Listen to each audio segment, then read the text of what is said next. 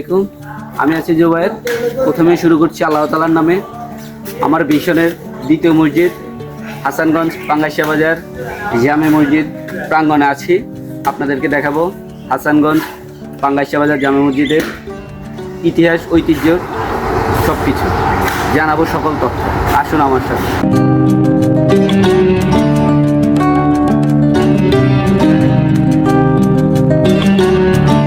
হাসানগঞ্জ পাঙ্গাসিয়া বাজার জামে মসজিদটি স্থাপিত হয়েছে ঊনবিংশ শতাব্দীতে।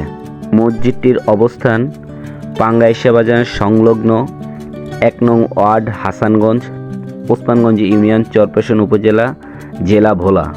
তথ্যসূত্রে জানা গেল যে ঊনবিংশ শতাব্দীতে পণ্ডিত বংশধরের জমি থাকা সূত্রে এখানে আসা যাওয়া হতো। তখন নামাজ পড়ার জন্য ভালো কোনো স্থান না থাকায় তাদের নিজস্ব সম্পত্তি দানের মাধ্যমে তারা মসজিদটি প্রতিষ্ঠিত করেছে। মসজিদটির প্রতিষ্ঠা লগ্নের ইমাম মজ্জেমের নাম জানা যায়নি। বর্তমান ইমাম মজ্জেম হচ্ছে ইমাম নূর মোহাম্মদ হেলালি সাহেব, মুয়াজ্জেম ইউসুফ পণ্ডিত। মসজিদটি ৬% জমির উপর স্থাপিত হলেও মসজিদটির ব্যক্তিগত সম্পত্তি আছে ২০০% প্রায়। তথ্যসূত্র থেকে জানা গেল যে এই মসজিদটি এই ওয়ার্ডের বা এই গ্রামের সর্বপ্রথম মসজিদ। মসজিদটিতে যা আছে তা হলো মসজিদটির একটি উজুখানা আছে, পাশে একটি পুকুর আছে। মসজিদটিতে ফ্যানের সংখ্যা আছে ৪০টি। আজান দেওয়ার জন্য ৩টি মাইক আছে। মসজিদটিতে কোনো মিনার বা গম্বুজ নেই। মসজিদটিতে মুসল্লিরা নামাজ পড়তে আসার জন্য একটি পাকা সড়ক আছে। মসজিদটিতে আয়ের ব্যবস্থা মুসল্লিদের থেকে ধার্যকৃত বাৎসরিক চাঁদা এবং বিভিন্ন মুসল্লিদের অনুদান থেকে মসজিদটি পরিচালনা করা হয়। মসজিদটিতে পরিচালনা ব্যয় বলতে ইমাম, মুয়াজ্জেম, খাদেম এর বেতন এবং বৈদ্যুতিক বিল দেওয়া হয়।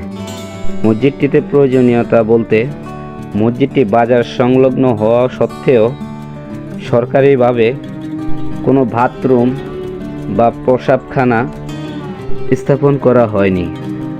মসজিদটির বাৎসরিক আয় ব্যয়ের উপর ভিত্তি করেই মসজিদটি চালানো হয়। যে পরিমাণ আয় মসজিদের হয় তাতে করে মসজিদটি ভালো কোনো বাথরুম বা প্রসাবখানা তৈরি করতে তাদের হিমশিম খেতে হবে। তাই বলে মসজিদটিতে আজ পর্যন্ত ভালো কোনো বাথরুম বা প্রসাবখানা নেই।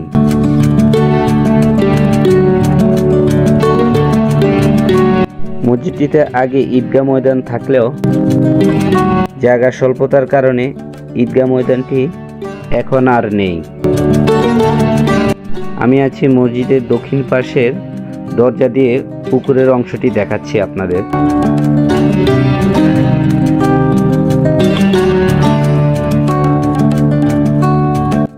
মসজিদটি দোতলা বিশিষ্ট। আমি এখন আপনাদেরকে দেখাবো দোতলা। আমি দোতলা যাচ্ছি।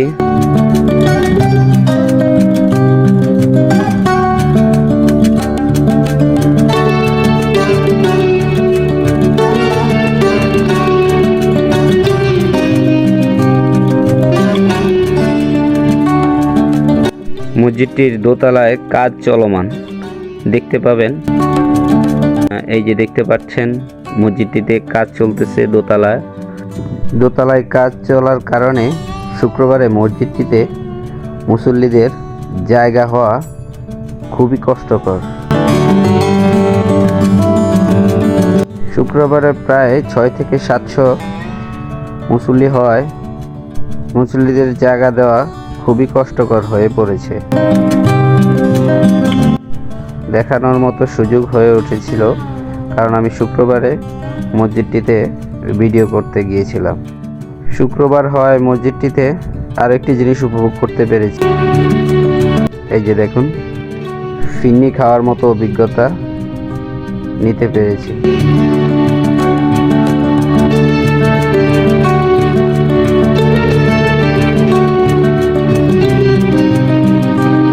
আসসালামু আলাইকুম। আবারও দেখা হবে অন্য কোনো মসজিদে। আমার পাশে থাকার জন্য আপনাদের একান্ত অনুগ্রহ কামনা করছি। আমাকে ফলো করে ইউটিউবে সাবস্ক্রাইব করে আমার পাশে থাকবেন। যে কোনো সমস্যায় আপনাদের পাশে পাবো বলে আমি মনে করছি।